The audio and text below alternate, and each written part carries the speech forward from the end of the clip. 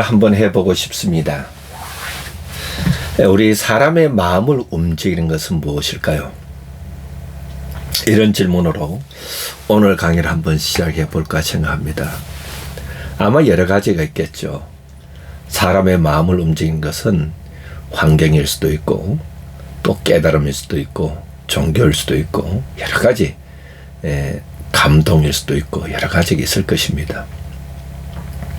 우리가 인간관계를 맺는다는 것은 사실 사람의 마음을 사로잡아야 되고 움직여야 하는 것이죠.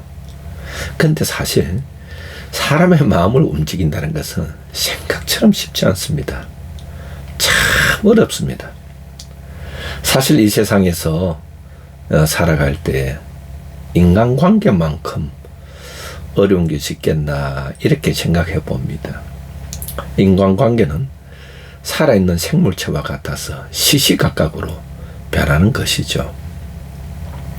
그러나 우리가 먼저 생각해야 되는 것은 우리가 이 소통의 심리학 커뮤니케이션에서는 먼저 우리가 상대방을 생각해야 됩니다.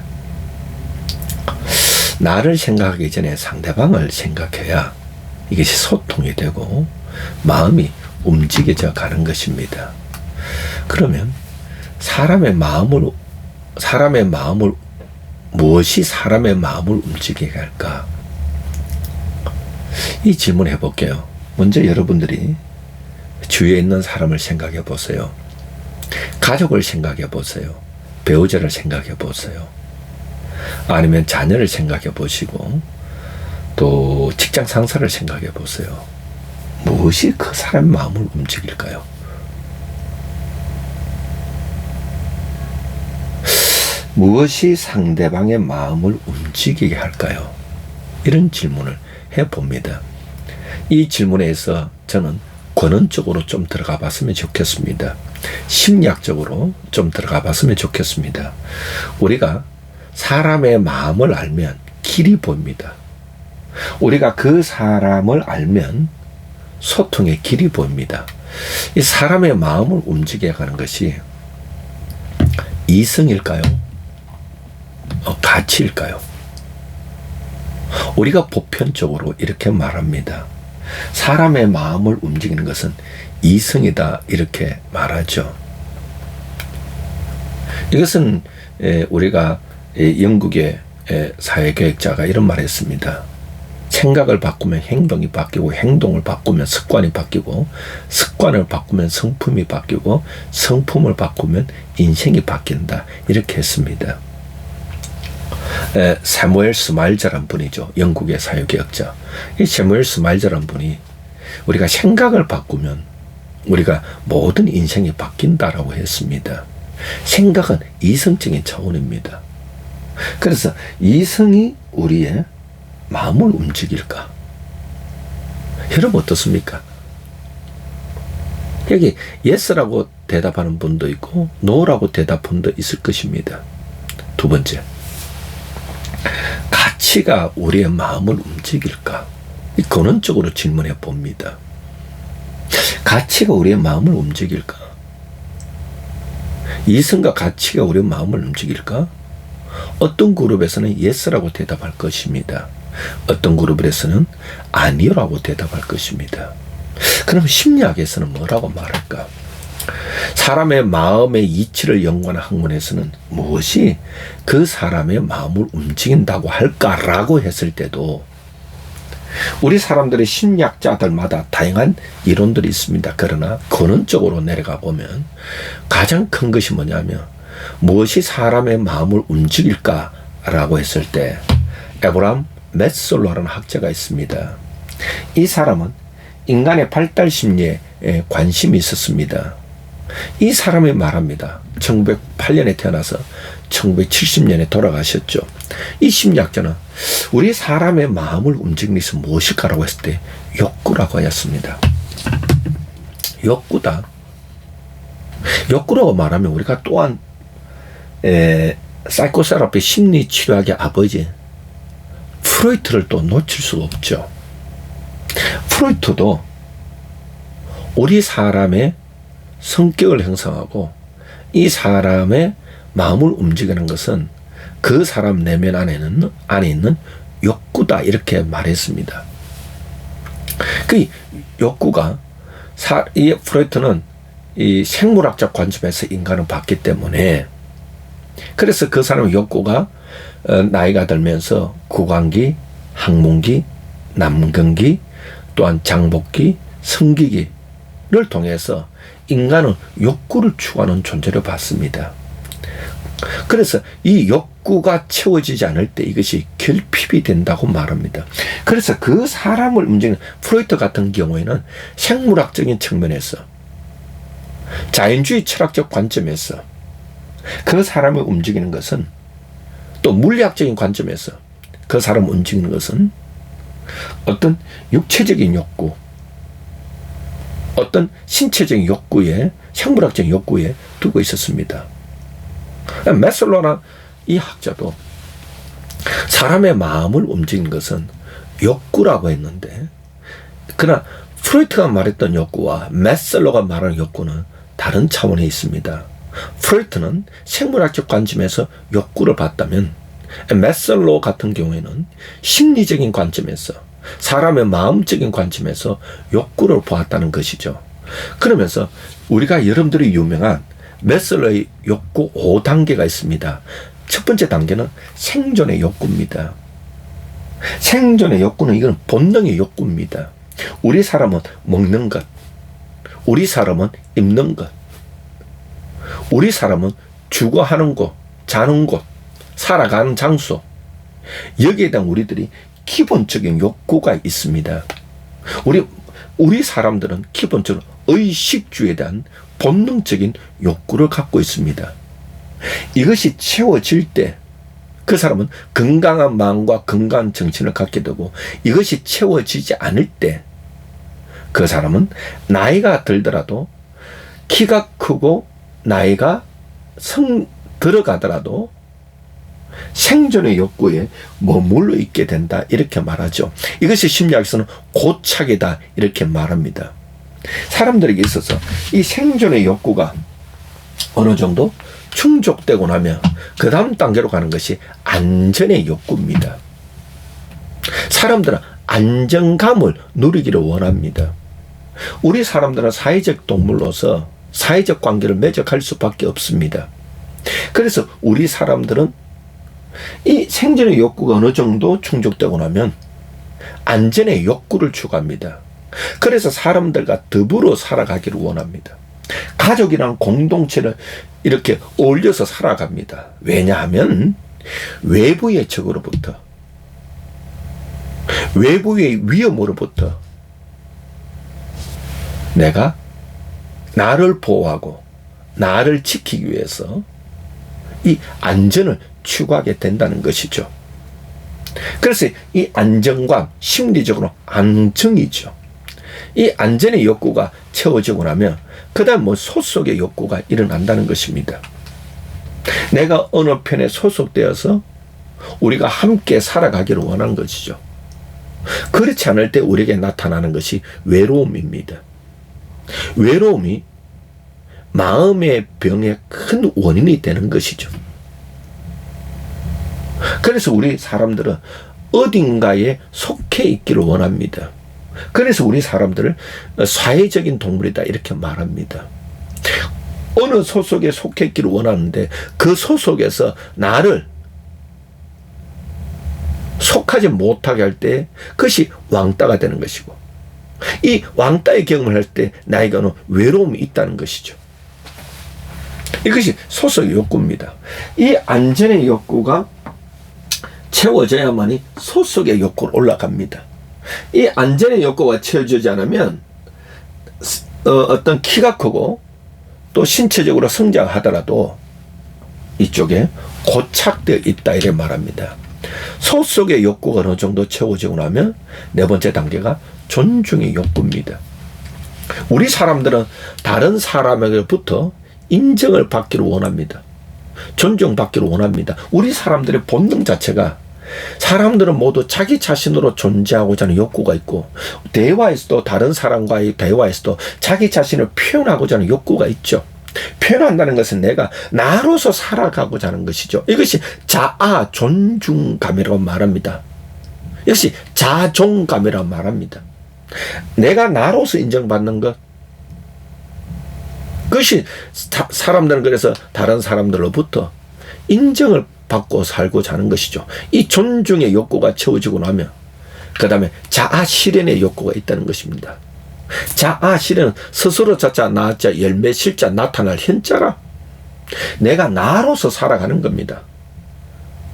그래 칼 로저스 같은 심리학자는 우리 사람은 실현 가능성이 있는 존재다. 즉 I am으로서 살아갈 수 있는 존재다. 나는 나다라고 느끼면서 살아가는 것. 내가 나 자신에게서 정말 야 이것이 내 모습이구나. 야 나는 괜찮은 사람이야. 나는 된 사람이야. 이렇게 느끼면서 살아가는 것. 내 안에 있는 컴플렉스도 내가 인정하고 살아가는 것.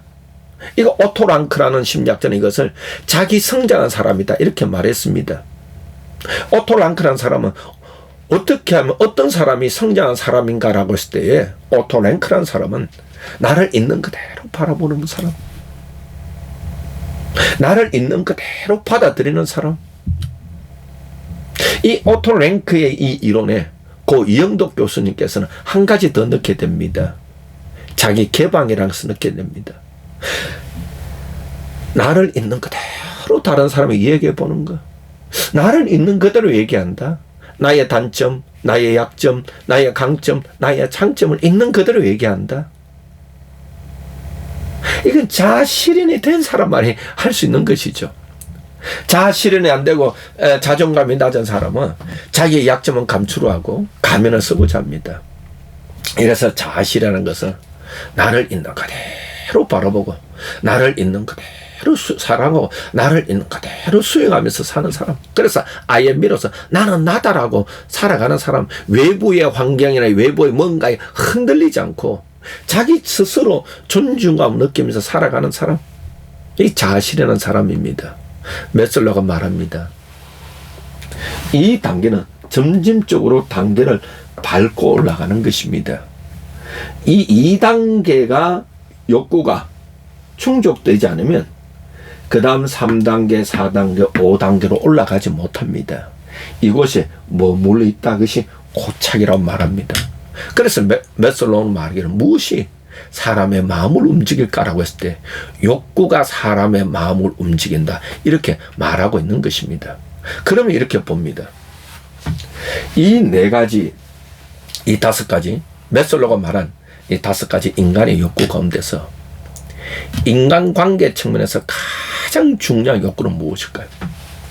인간관계에서 가장 중요한 욕구가 무엇이겠습니까? 바로 그것은 이 존중의 욕구입니다. 모든 사람은 관계를 맺을 때 사랑과 인정을 받기를 원합니다. 모든 사람은 대인관계를 맺을 때 그 상대방으로부터 사랑과 인정을 받고 싶은 욕구가 있는 것입니다. 우리는 이것을 기억해야 됩니다. 내가 다른 사람과 관계를 맺어갈 때 그 안에 가족까지 다 포함되어 있습니다. 아, 저 사람은 나와 관계를 맺으면서 나로부터 사랑을 받기를 원하는구나. 나로부터 인정을 받기를 원하는구나. 이것은 내가 알고 있어야 됩니다. 그래서 지피지기면 백전 불태라고 말했습니다. 앞서서도 강의했지만 이 손모가 쓴 손자병법에서 상대방을 알고 나를 알면 100번을 싸워도 위태롭지 않게 된다는 것이죠. 우리가 상대방에 대해서 무엇을 알아야 돼요? 오늘 강의에서 말합니다. 아, 저 사람의 마음을 움직이는 것은 욕구구나. 그 다음에 욕구 중에서도 인간관계를 맺을 때, 저 사람이 나와 관계를 맺을 때 가장 중요한 욕구가 무엇일까요? 라고 했을 때, 아, 저 사람은 나와 관계를 맺을 때 나로부터 사랑과 인정을 받고 싶어 하는구나. 이걸 내가 알고 있어야 된다는 겁니다. 자, 이 그림을 가만히 보시기 바랍니다. 욕구가 있습니다. 풍선이 있습니다. 결핍이 있습니다. 무슨 뜻일까? 우리 모든 사람은 관계를 맺을 때 사랑과 인정을 받고 싶은 욕구가 있습니다. 이 욕구는 이 풍선 안에 있는 공기와 같습니다. 자, 이 풍선 안에 있는 공기를 내가 압박을 합니다. 이 풍선을 내가 압박을 합니다. 압박을 하면 풍선 안에 든 공기는 사라지지 않습니다. 내가 이것을 압박하면 위로 올라갑니다. 위에서 압박하면 옆으로 뻗어지게 됩니다. 욕구는 사라지지 않습니다. 욕구는 살아있는 생물체와 같이 아무리 압박을 해도 옆으로 삐져나오게 되어 있습니다. 그래서 욕구가 만족되지 않은 것을 결핍이라고 말합니다. 결핍된 욕구는 사라지지 않습니다. 언제까지? 채워질 때까지 사라지지 않습니다. 결핍된 욕구가 꽉 차 있다가 눌러서 이 풍선이 팡 터진 것이 프로이트가 말하는 히스테리 증상입니다. 우리가 대인관계에서, 인간관계에서 모든 사람은 나로부터 사랑과 인정을 받고 싶은 욕구가 있는데 상대방이 그 욕구를 누르면 이것이 왜곡되게 된다는 것입니다. 왜곡되게 되면 끝으로 상대방에게 화살을 쏘을 때는 모든 것이 상대방 탓이라 말합니다. 그때는 상대방이 나한테 내 탓이다, 당신 탓이다 라고 말했을 때는 우리가 생각해야 됩니다. 아, 저 사람이 내가 저 사람에게 억압해서 그렇구나. 욕구를 내가 억눌러서 그렇구나. 이렇게 이해하면 됩니다. 또 어떤 사람은 내가 누르다 상대방이 내의 이 사랑과 인정받고 싶은 욕구를 누르면 마음의 문을 닫아버립니다. 말문을 닫아버립니다. 말을 하지 않습니다. 이럴 때도 여러분 아셔야 됩니다. 여러분이 좋은 관계를 맺어갈 때 내가 브레이크를 잡아야 됩니다. 아, 내 탓이구나. 내가 상대방이 나로부터 사랑과 인정을 받고 싶은 욕구를 내가 억압했구나. 그래서 저 사람은 결핍되었구나. 그래서 저 사람이 이렇게 겉으로 표현하고 있구나. 우리가 알아야 됩니다. 알아야 우리가 좋은 관계를 맺어갈 수 있는 것입니다. 이 결핍된 욕구를 아름답게 하는 방법이 있습니다. 이 풍선을 아름답게 하는 방법이 있습니다. 한 가지입니다. 내가 이 풍선을 압박하고 있던 손을 그대로 놓아주면 됩니다. 그대로 놓아주면 이 풍선은 아름답게 자기 모습으로 변화되어 갑니다. 그대로 놓아주는 방법이 있습니다. 그 사람에게 말을 할 수 있는 기회를 주십시오. 그 사람에게 자기 감정을 언어로 표현할 수 있는 기회를 주십시오. 그 사람이 자기 감정을 언어로 표현할 때 내 귀에는 나를 비난하는 것처럼 들릴 겁니다. 그때 돌을 닦으면서 참아야 됩니다. 어떤 돌을 닦느냐? 상대방은 지금 말을 하면서 마음을 풀려고 한다. 상대방은 지금 말을 하면서 나에게 마음을 풀려고 한다. 마음을 풀려고 한다. 내가 돌을 닦으면서 그 사람의 얘기를 끝까지 경청하십시오. 내가 내 속에서 뭔가 변명할 것이 막 올라오고 내가 또 비난의 말들이 올라오더라도 그때 자제해야 됩니다. 그때 자제해야 됩니다. 자제하고 먼저 상대방의 욕구를 채워주는 사람이 되면 그 사람의 풍선을 가만히 놓아두게 됩니다. 풍선을 가만히 놓아두면 자기 자신으로 존재하게 되고 그러면 비로소 말을 다 하고 나면 비로소 눈이 뜨입니다. 누구에게? 나에게. 그래서 우리가 먼저 좋은 인간관계를 하기 위해서는 우리가 해야 할 작업이 있습니다. 먼저 상대방의 욕구를 충족시켜줘야 됩니다. 상대방의 욕구가 뭐냐? 나와 관계를 맺을 때 상대방은 나로부터 사랑과 인정의 욕구를 받고 싶은 욕구가 있다. 이걸 이해하시고 먼저 내가 상대방의 욕구를 충족시켜주고 채워줘 보십시오. 그리고 갈등이 있을 때 서로 대화하십시오. 대화할 때 내가 말을 많이 하지 말고 상대방이 말을 할 수 있는 시간과 기회를 주십시오. 상대방이 말을 할 수 있는 방법은 여러분이 질문을 해주는 겁니다. 질문했을 때 그 사람이 무슨 말을 하더라도 그 사람이 어떤 이야기를 할 때 어떨 때는 내 귀에 나를 비난하는 식으로 들릴 겁니다. 나를 욕하는 소리를 들을 겁니다. 그때도 참아야 됩니다. 어떻게 하면서? 도를 닦으면서 마음을 풀려고 한다. 마음을 풀려고 한다. 마음을 풀려고 한다 라고 하면서 주문이 오듯이 외우시면서 그 사람 말을 끝까지 들어주십시오. 그러면 그 사람은 자기 자신의 감정과 섭섭한 마음을 언어로 표현하면서 마음이 풀리게 될 겁니다. 마음이 풀리면 오해가 이해로 바뀌어질 것입니다. 오늘 저는 여러분들에게 이 시간에 우리가 좋은 관계를 맺기 위해서 사람의 마음을 움직이는 것이 무엇일까에 대해서 강의해 드렸습니다. 사람의 마음을 움직이는 것은 심리학적으로 보면 메슬로우나 프로이트가 말했듯이 욕구입니다. 좋은 대화법은, 소통은 이런 기본적인 심리 이론까지 아는 것이죠. 그래서 우리가 누군가와 대화하고 좋은 인간관계를 맺을 때 내가 나의 욕구를 먼저 채우려고 하기 전에 먼저 상대방의 욕구를 채워주려고 해주시기 바랍니다. 그러면 여러분들은 좋은 인간관계로 나아갈 수 있는 또 예인의 경지, 도인의 경지로 우리가 한 발짝씩 나아갈 수 있으리라 기대하고 소망해 봅니다. 오늘도 여러분들이 제 강의를 경청해 주시고 또 시청해 주셔서 고맙습니다. 여러분들에게 이 강의가 도움이 된다면 구독도 또 한번 해주시고 또 좋아요도 눌러주시고 또 댓글도 한번 이렇게 달아주면 좋겠습니다. 어떤 분들이 댓글을 달아주었는데 참 힘이 납니다.